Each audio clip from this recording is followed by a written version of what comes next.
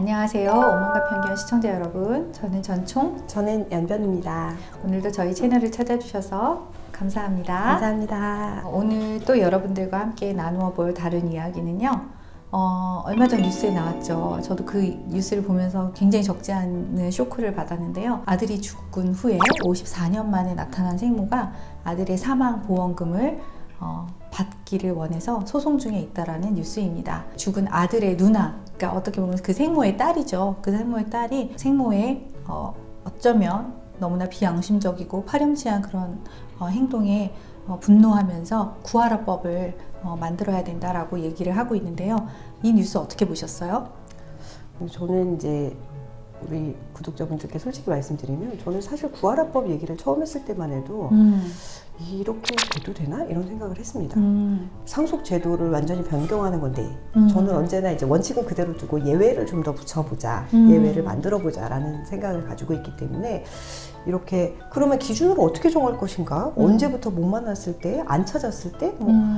좀 애매하다. 부모가 어쩔 수 없이 떠나게 되면서 헤어지게 된 사람들도 있을 텐데 그렇죠. 그러면은 가족관계를 끊기 위한 노력을 했을 수도 있을 텐데 하지 않고 있다가 그냥 상속권을 무조건 박탈하는 형태로 가면 악용의 가능성이 있다라는 생각을 했는데 이런 생각을 여지없이 깨주신 게 이번에 나오신 어머님이셨어요. 사실 어머님 인터뷰를 보고 사실 너무 그렇죠? 놀랐어요. 너무 놀랬죠. 네.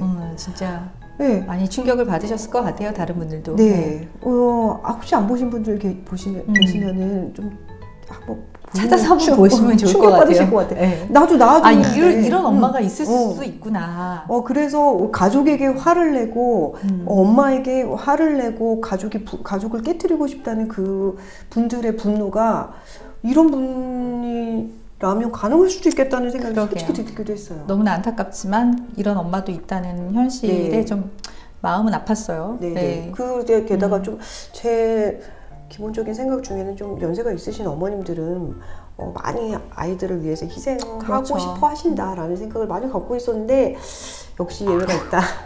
이걸 확실하게 깨준 네. 그런 생모님이셨어요. 네. 네. 저는 이거 보면서 네. 양육의 의무와 부모의 자녀 양육권에 대한 생각을 좀 많이 했습니다. 네. 예, 부모의 자녀 양육권이라는 것이 이제 그 유엔의 규정에도 아동보호권리 협약에도 기본적으로 자녀에 대한 양육의 형태를 결정하거나 이런 것에 대한 권리를 부모가 갖고 있도록 정하고 있고요. 그렇죠. 우리나라 법에서도 자녀를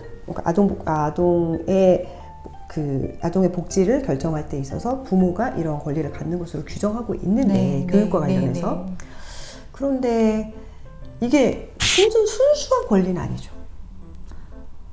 이거는 민법에 나와 있는 양육 의무를 또한 의무이자 권리인 거거든요. 네. 근데 이것을 의무를 다하지 않으셨는데 친권자로서의 권리만 누리겠다라는 것에 대해서 이걸 제한하자는 법이구나. 약간 이런 생각을 하게 됐어요. 그러니까요. 저도 처음에 구하라법이 나왔을 때는 연변하고 비슷한 생각을 했던 것 같아요. 그런데 정말 그 생각을 여지없이 깨준 그런 케이스였어요. 그래서 진짜 부모로서의 의무가 또한 그게 권리로 의무를 또 보호하는 어떤 그런 양가적인 의미가 있는 건데 이 케이스는 의무는 전혀 하지 않으면서 자신의 권리만을 지금 주장하고 있는 거거든요. 그래서 그러니까 그 의무를 낳아서 뭐 헤어질 때까지는 키웠다.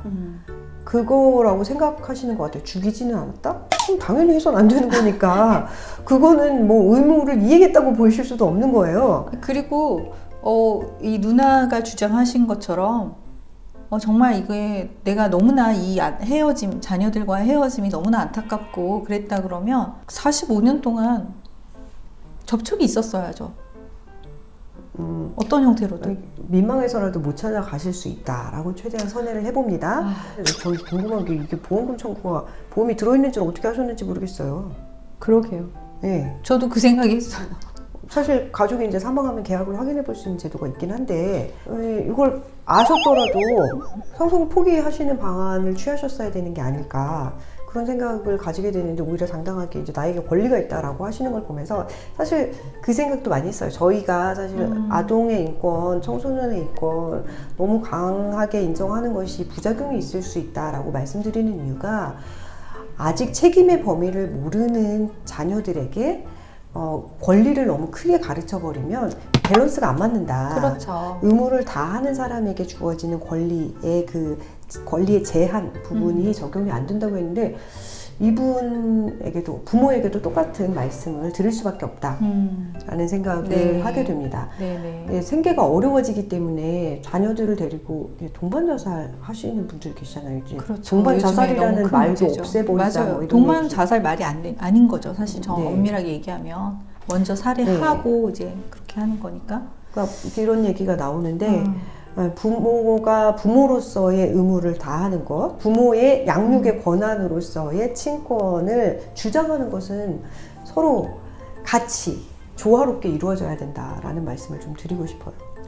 일단 이 법까지 이게 만들어야 돼. 양심이 좀 저촉되는 거 아닌가요? 이제 양심이 다 썩어버린 시대가 아닐까. 정말 양심이 이제 정말 우리가 다 구멍이 구멍이 나고 양심이 철판을 깐 그런 시대가 됐나요? 너무 우리가 자기 권리만을 주장하는 시대가 되어버려서 그런 건 아닐까 그런 생각도 들면서 굉장히 씁쓸하게 기사를 보고 많이 충격을 받았습니다. 이제 이게 네. 서로 상식이 달라지는 시대가 된 것 같아요. 그러니까 상식의 범위와 기준이 좀 달라지는 시대가 되었기 때문에 네.